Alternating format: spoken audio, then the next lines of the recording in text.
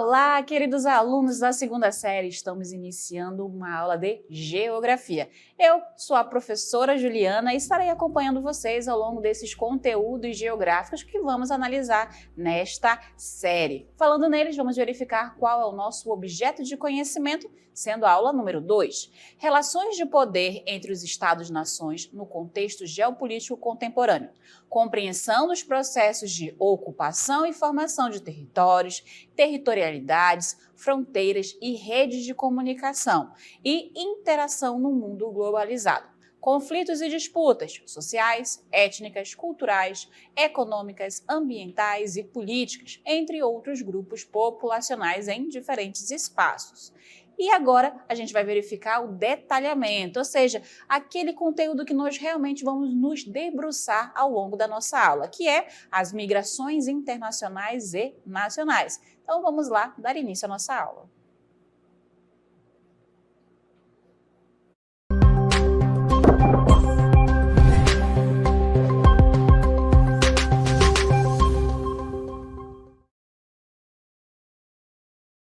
Quando falamos de migração, a gente tem que entender que a população mundial, ela é mais ou menos desta forma aqui.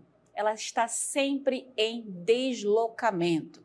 É claro, não é toda a população de todo mundo que busca migrar para um novo lugar, seja por qualquer motivo, para fazer turismo, para conhecer um novo local, para buscar uma nova moradia. Vão existir fatores sociais, econômicos, ambientais que fazem com que as pessoas acabem mudando. Mas existe uma grande parcela da nossa população que realiza diferentes movimentos migratórios. E a gente vai verificar aqui, para começar, quais são, então, as principais diferenças quando a gente fala de migração. Eu tenho certeza que você já ouviu falar em imigração e em emigração. Então, para a gente tirar essa dúvida, quando é que é imigração e quando é emigração, a gente vai aqui recorrer a essa imagem. A gente tem aqui dois textinhos e a imagem nos ajuda muito a compreender o que está acontecendo. Aqui nessa imagem mais próxima é emigração, com E. E o que a gente vai entender? Que é quando há uma saída da população. Então, presta atenção na bonequinha. A bonequinha, ela está no começo dessa seta e ela vai realizar esse movimento de ir para algum lugar. Mas para isso, para ela poder ir, quer dizer que ela vai sair. Então, quando eu estou saindo de um município, de um estado, de um país, de um continente para o outro, que eu vou atravessar oceanos, eu vou estar aí realizando um movimento de emigração. Então, por exemplo, eu vou sair do estado do Amazonas, então eu vou emigrar do Amazonas. E para onde que eu vou imigrar, ou seja, para onde eu vou realizar uma entrada de pessoas em um novo local, em um novo país, em um novo município ou estado. Então, quando eu chego àquele novo local, eu estou imigrando. Então, emigração, eu vou estar me referindo à saída da população de um determinado local, e imigração, eu estou falando a respeito da chegada, da entrada da população em um novo território. Perfeito? E a gente vai também analisar agora dois tipos de migração, que são as que a gente acaba mais realizando, que é a migração interna e a migração externa ou migração internacional. Quando é que é uma migração interna? E dá até para dar uma dica para vocês, a gente tem o caso, o mapa do Brasil desenhado. O mapa do Brasil, ele vai fazer referência a uma movimentação de migração interna. Então, a população, ela vai se deslocar dentro do território do seu país, trocando de estado, trocando de município, trocando de uma região para outra. E aí, é claro, vão existir diferentes tipos de migração que vão acontecer, que a gente vai já analisar cada um deles. E também quando acontece, como nessa imagem, saindo aí do continente africano, ali de algum país da costa da África e indo ali em direção ao Canadá, eu tenho uma migração externa ou uma migração internacional, porque ela está saindo de um país para o outro. Então, migração interna é aquela que ocorre dentro do mesmo território nacional e migração externa ou internacional quando sai de um país para o outro. E nesse caso, não é só um país vizinho ou tem que atravessar o oceano para contar como migração internacional, não. Saiu do seu país de origem para o outro, já é uma migração internacional. Agora a gente vai conhecer outros dois tipos de imigração, que é a migração espontânea e a migração forçada. Para isso, nós vamos convidar a professora Adriana, do componente de História, que vai trazer para a gente alguns exemplos históricos que vão relatar quando é espontâneo e quando é forçado. Vamos lá ao vídeo. E hoje nós vamos conversar um pouco sobre dois tipos de imigrações. Uma delas é a migração espontânea e a outra é a migração forçada. Num período histórico mais recente, final do século XV e início do século XVI, a expansão comercial europeia e a conquista de territórios ultramarinos marcaram outro período de grande movimentação da população mundial. Essas migrações espontâneas que visavam ao povoamento de várias regiões do mundo conquistada pelos europeus. Olha só, dois exemplos clássicos então, sobre esse tipo de migração espontânea. Portugal sai então lá de Portugal, na Europa, e vem fazer a colonização aqui, o início da colonização no Brasil. Então, nós temos a partir de 1500 esse tipo de migração que a gente chama então de migração espontânea. Um outro tipo de migração também espontânea é qual? É quando então os espanhóis saem lá da Espanha e também vão começar a fazer a sua colonização, aqui nas partes das Américas, ok? Um outro tipo então, de migrações é exatamente a migração forçada, que significa o quê? Grande número de pessoas que são obrigadas a sair do seu território. O exemplo clássico, então, de migrações forçadas, migração, mão de obra de negros africanos. Eles são obrigados a sair, então, lá da África e vir trabalhar.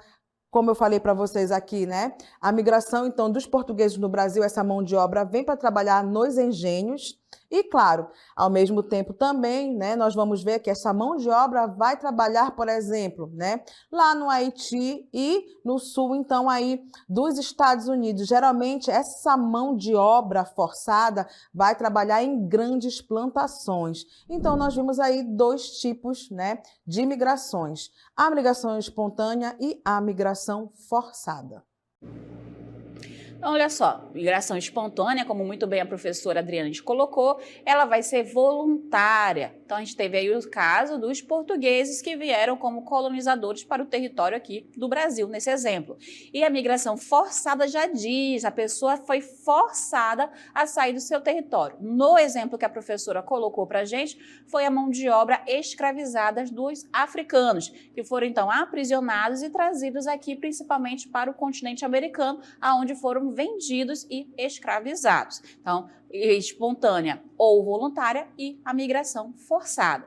Mas o que leva essas pessoas a migrarem de forma forçada, voluntária, uma migração interna, uma externa? O que faz as pessoas saírem do seu lugar de origem? A gente vai verificar que existem N fatores, e é justamente por eles que a gente começa com os fatores sociais e políticos. Então, aí a gente vai verificar que vão estar relacionados, por exemplo, a uma perseguição étnica, ao grupo étnico que você faz parte, a uma perseguição religiosa, ou seja, qual é a fé daquele local. Então, ali os cristãos são perseguidos pelos muçulmanos, ou o contrário, os cristãos perseguem os muçulmanos. Então, existe uma perseguição à tua fé, a raça a qual você pertence, a questões políticas, a forma com a qual você defende a sua prioridade política é diferente do outro, ou de repente é porque o poder que está no comando de determinado país é um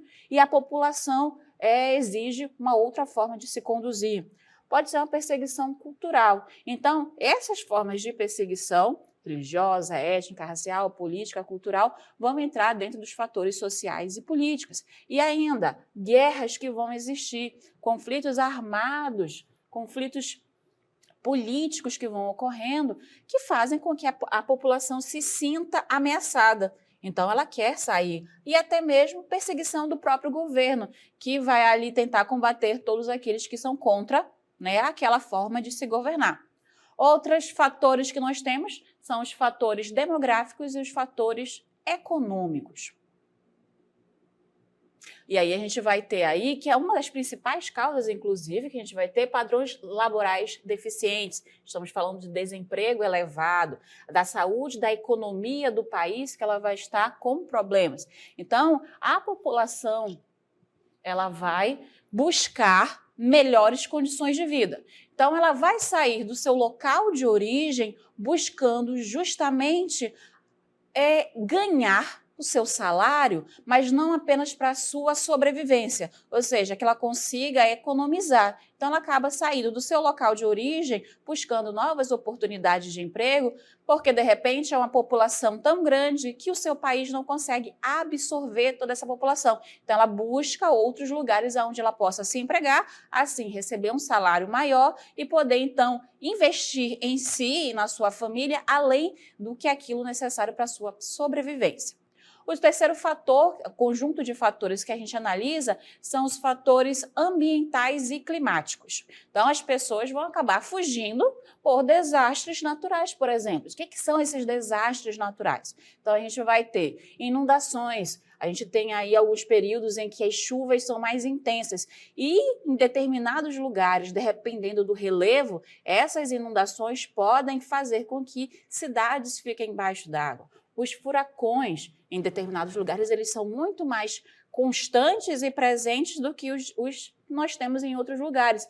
E dependendo da economia, dependendo da condição daquela população, as suas construções podem ser ou não adaptadas a conseguir passar por esse momento de furacão. Os terremotos, a gente verificou aí há um tempo, ao longo do início de 2000, da década de 2000, desculpa, ao terremoto no Haiti, aonde grande parte desse país foi abaixo por causa de terremoto e muitos haitianos, inclusive, migraram para o nosso país.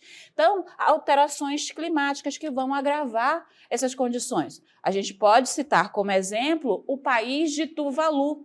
Tuvalu é um arquipélago encontrado no continente oceânico, ou seja, na Oceania, que devido à subida do nível do mar está indo para debaixo d'água. Então, o país está vindo a deixar de existir por causa de condições climáticas extremas. Então, faz com que a população seja obrigada a sair do seu lugar de origem. Então, esses são alguns dos fatores que fazem a população se deslocar, migrar. Então, dependendo desses fatores, dependendo das distâncias percorridas, dependendo de onde ela sai e para onde ela vai, nós vamos ter diferentes tipos de imigração. Nós já vimos aí a migração interna e a externa, a forçada e a voluntária, e vamos estudar outras agora. Começando pela pendular. A pendular, ela acaba sendo a mais comum, a que a gente realiza e não percebe. Por exemplo, quando muita gente sai de um município para o outro para trabalhar ou ainda para estudar. Então, eu posso citar o exemplo aqui dos municípios próximos à cidade de Manaus. Rio Preto da Eva, Iranduba e até mesmo Cacau-Pireira, a população, parte dessa população se desloca para a cidade de Manaus para trabalhar, para estudar. Ao fim desse período de trabalho, de estudo, retornam para a sua residência. Então, é algo de curta duração, então é rápido. Ele pode ser um movimento diário ou pode ser um movimento semanal, mas é um movimento regular. A transumância ou sazonal, ela vai estar envolvendo um tempo maior, é uma quebra temporária, ela vai durar cerca de meses. Podemos citar como exemplos os trabalhadores agrícolas. Então, dependendo da colheita de determinado fruto, eles vão para uma região, fazem ali a colheita daquela área, terminou esse período de colheita, retornam para a sua residência, retornam para o seu local de origem. Definitiva, já diz o nome, que é quando o migrante deixa para viver de forma permanente o seu local de origem e vai para outro. A de retorno, é interessante colocar que a gente vai ter o momento dos nordestinos. Os nordestinos são a principal população brasileira que sai da sua região em busca de outras condições, melhores condições de vida em outros estados. E isso perdurou por muito tempo. Hoje ainda temos sim uma grande população de nordestinos que deixa a sua região em busca de melhores condições de vida. Mas até a década mais ou menos de 1980, a gente tinha somente essa população saindo. E a partir desse período a gente começa a ver essa população retornando, que é justamente migração de retorno. Ou seja, ele deixou o seu local de origem durante um bom tempo, durante anos, décadas, mas ele percebeu que no seu local de origem, oportunidades de emprego, a industrialização começou a surgir, e então esse movimento de retorno começa a acontecer. Outros tipos de imigração que a gente tem, interregional e intrarregional. É bem parecido, mas é só lembrar, inter quer dizer entre. Então, é quando há o deslocamento para outro estado do seu país de diferentes regiões. Então, por exemplo, saindo do estado do Amazonas, que fica na região norte, e indo morar no Paraná, que fica na região sul. Então, eu troquei de região. A intrarregional quer dizer dentro da mesma região. Então, saiu do estado do Amapá para viver no estado do Pará. Tanto Pará quanto Amapá pertencem à região norte. Então, é um movimento de deslocamento populacional intrarregional. Intraurbano, ele vai estar se referindo ao deslocamento entre o mesmo município ou ainda a mesma área urbana, as chamadas regiões metropolitanas. No caso, a região metropolitana de Manaus, por exemplo, ela tem 13 municípios que fazem parte dela. Então, como eu citei no exemplo mais atrás, Rio Preto da Eva faz parte da região metropolitana de Manaus. Então, eu também posso considerar esse movimento um movimento migratório intraurbano.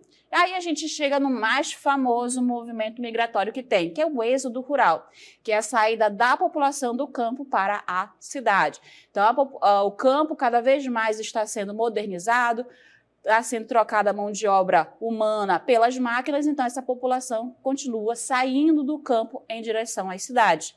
Mas, ao mesmo tempo, a gente também começou já a observar o movimento do êxodo urbano, que é o inverso. Então, no êxodo rural, sai do campo para a cidade. No urbano, a gente tem a saída do ambiente urbano, das grandes cidades, para o campo, principalmente em busca de tranquilidade, paz, querendo fugir da vida caótica que está dentro das grandes cidades. Por fim, a gente tem ainda os últimos tipos de imigração, começando pelo nomadismo. Nomadismo vem de nômade, que vocês já ouviram muito essa palavra. Então, eles não têm moradia fixa, estão constantemente se deslocando de um lugar para o outro. O que é interessante colocar aí, que eu vou ter o nomadismo antigo e também o nomadismo digital que está surgindo. Então, no nomadismo antigo é justamente esse, quando ele sai de um lugar para o outro. Se a gente pensar lá nas primeiras sociedades humanas, quando ele caçava e pescava e coletava tudo que existia naquele local, terminava-se aqueles recursos para poder sobreviver, ele partia para um novo lugar. Então, ele sai de um lugar para o outro, nômades. E nós temos agora o nomadismo digital, que são pessoas que não têm moradia fixa de jeito nenhum, estão constantemente se movimentando, mas aí que está o negócio digital, porque elas vão estar trabalhando com a tecnologia. Então, o seu trabalho faz com que ela esteja, seu trabalho envolvendo tecnologia, envolvendo o mundo digital, faz com que ela se mude regularmente, seja por causa de um trabalho ou porque ela mesma acredita que o trabalho dela possa ser realizado de qualquer lugar. Então, ela vai ali se movimentando constantemente. E em seguida, a gente tem a diáspora. A diáspora ocorre quando a população inteira é forçada ou de forma voluntária a se movimentar, a se deslocar. A gente pode citar como exemplo a diáspora negra, que é justamente a saída da população africana de forma forçada do seu continente para outros e vendidos e escravizados em novos locais. E por fim, eu trago para vocês novamente o conceito de migração internacional, aonde vai ser esse movimento que vai fazer com que hajam diferentes tipos de imigrantes e emigrantes, são culturas e necessidades múltiplas que vão ocorrer. Pensando nisso, eu trouxe para vocês esse gráfico. Quais são, então, os 10 países de destino com maior número de migrantes internacionais? Então, eu tenho na primeira coluna do gráfico o número de imigrantes no ano de 2000 e na segunda coluna eu tenho os dados referentes ao número de imigrantes internacionais no ano de 2020. Esses dados são fornecidos pelo relatório de migrantes internacionais de 2020 da ONU. Então, os Estados Unidos ele acaba sendo o principal destino, ou seja, o primeiro destino quando se pensa em população mundial. No ano de 2020, 51 milhões de pessoas se destinaram para os Estados Unidos. Lembrando que o ano de 2020 foi o ano da pandemia, Covid-19, então ainda assim, 51 milhões de pessoas mudaram de país em direção aos Estados Unidos. Aí a gente verifica os outros, a Alemanha, que saiu de terceiro para o segundo lugar, aí recebendo cerca de 19 milhões de habitantes, 16 milhões de migrantes internacionais. Depois nós temos a Arábia Saudita, olha só, que saiu de oitavo lugar, subindo para terceiro. A Arábia Saudita é um país de produção de petróleo, então ela atrai a população que busca esse emprego na produção de petróleo. Depois temos o Reino Unido, saindo aqui de nono para o quinto lugar, e por fim a Austrália nessa movimentação também, sendo aí os países, 10 países que mais receberam população imigrante em 2020, Estados Unidos, Alemanha, Arábia Saudita, Federação Russa, o Reino Unido, Emirados Árabes Unidos, França, Canadá, Austrália e a Espanha. E da onde que saiu essa população toda? A gente está vendo agora. Esses são os 10 países no ano de 2000 e 2020, da onde a maior parte da população de imigrantes internacionais saiu. A gente tem aqui em primeiro lugar a Índia, que saiu de terceiro para primeiro. Lembrando que hoje a ONU considera a Índia o país mais populoso do mundo. Desde 1950, quem sempre ganhava essa posição era a China, mas desde 2023, de acordo com a ONU, a Índia tornou-se o país mais populoso do mundo. E ainda é o país que acaba saindo mais gente. Uma estimativa do relatório do Ministério Internacional de Relações Internacionais da Índia divulgou que a Índia perde cerca de 2,5 milhões de pessoas para outros países por ano. Aí a gente tem o México, a Rússia, a China, que se mantém aí na quarta população, e aí a gente tem a surpresa do Paquistão aparecendo, esse país aí entre os países que mais perdem população, principalmente porque é um país onde recebeu muitos refugiados e teve que fazer com que essa população fosse para... Agora está meio que expulsando essa população de refugiados, principalmente os afegãos. A gente vem vendo aí que a população do Paquistão recebe essa população, mas não tem condições econômicas e nem sociais de manter toda essa população dentro do seu território. E é justamente isso que faz com que a gente entre numa discussão. O que é refugiado, o que é exilado e o que é um deslocado? Porque esses são termos que também envolvem a migração. Então, a gente vai verificar agora quando é que eu posso considerar uma pessoa refugiada e um deslocado interno. Refugiado, de acordo com a Acnur, olha só, o conceito é o seguinte: são pessoas que saem do seu país de origem, podendo ou não regressar. É muito importante isso, que é a principal diferença para um exilado, porque o refugiado, ele foge do seu país por questões de perseguição religiosas, políticas, raciais, e podem até mesmo ter a sua vida ceifada por causa desses movimentos que estão acontecendo no seu país. Então, o refugiado, ele quer fugir do que está acontecendo no seu país. Um exilado, por exemplo, ele vai envolver muito o termo expulsão. Ele foi deportado, ele foi expulso do seu próprio país pelo governo que está no poder, e ele só pode retornar para o seu local de origem com uma autorização legal.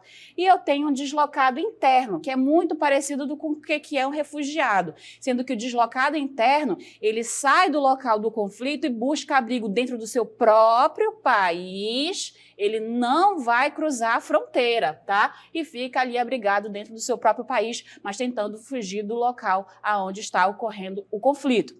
Pensando nisso, eu trouxe para vocês os dados sobre os refugiados abrigados no Brasil do ano de 2020, 21 e 22. Ao longo desses 3 anos, o Brasil reconheceu 35.463 pessoas como refugiados, sendo que foram pouco mais de 37 mil pedidos.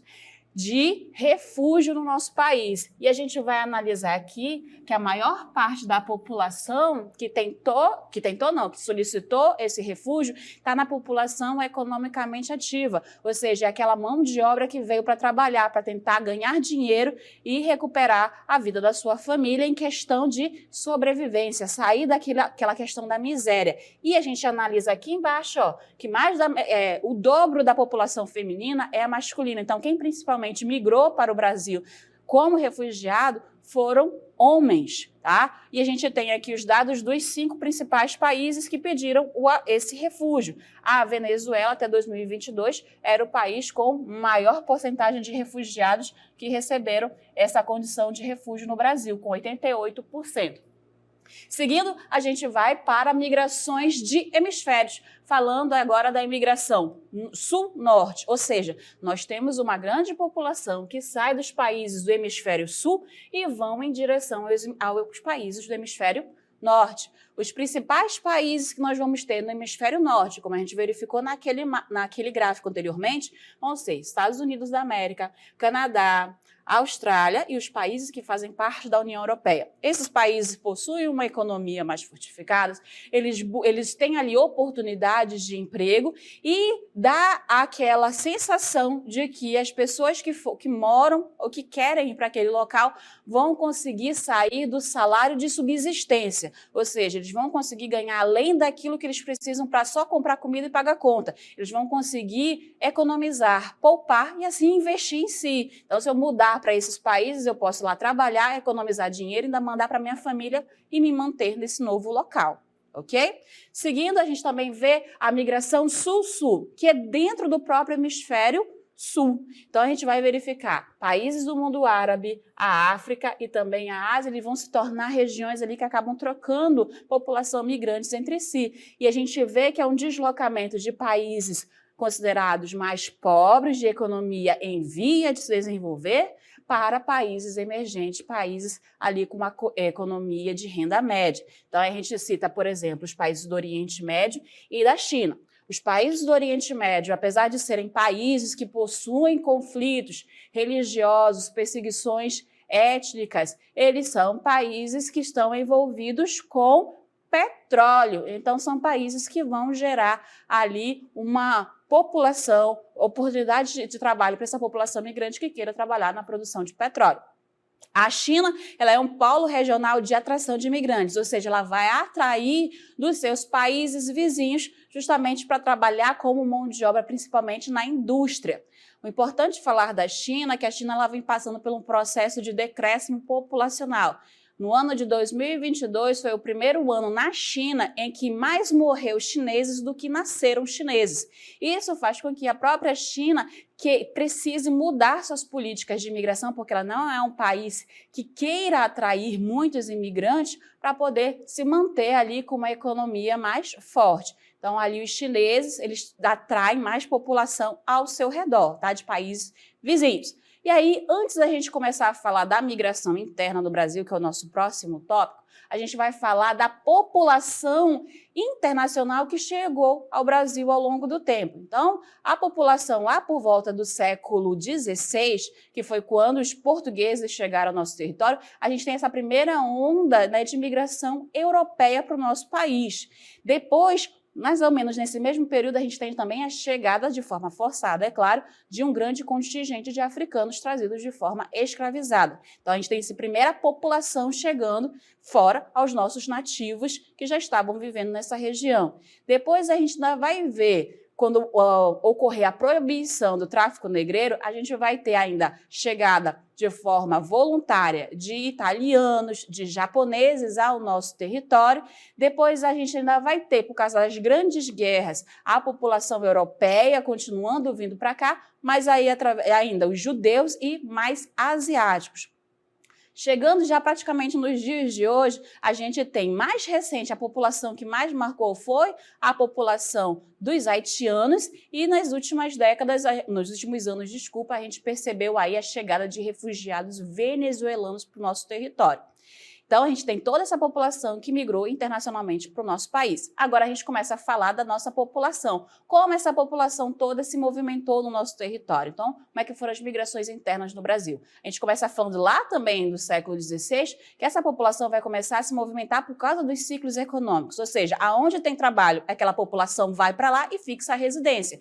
Então, o ciclo do ouro, da cana-de-açúcar, do café, da borracha fez as populações se movimentarem no nosso território. E a partir das atividades econômicas que se desenvolveram daí, é que a população brasileira também se movimentou internamente. Olha só nesses dois mapas que a gente tem para comparar essa população. Então, no primeiro mapa, vocês vão aqui observar que há um movimento, diversos movimentos, e o Brasil, assim, espalha toda a sua população. Mas vocês vão de concordar comigo que é daqui do Nordeste, principalmente, que a maior parte da população sai e se distribui, principalmente em direção à região Sudeste. Eu ainda tenho uma grande população que vai para o Distrito Federal, quando o Distrito Federal, lá por volta de 1980, ele começa a se expandir a sua região metropolitana até incluir alguns municípios do estado de Goiás. A gente tem a população que vem aqui para os estados do Norte também,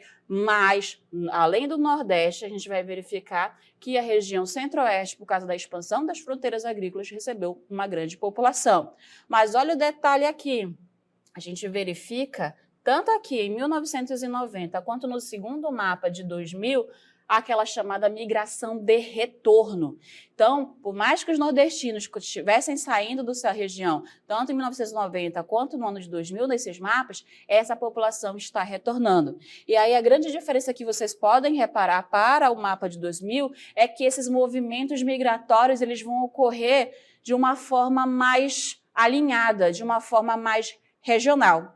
Certo? Então, a gente vai verificar que existe, sim, uma movimentação de longas distâncias, porque ali no Sudeste, no São Paulo, em Rio de Janeiro, eles acabam se consolidando como estados que vão atrair população. Mas também a gente começou a verificar nos mapas que alguns outros estados, devido à descentralização industrial, as economias que foram assim mais diversificadas começam a atrair. Então, a população também começou a realizar esse movimento de imigração num contexto mais regional.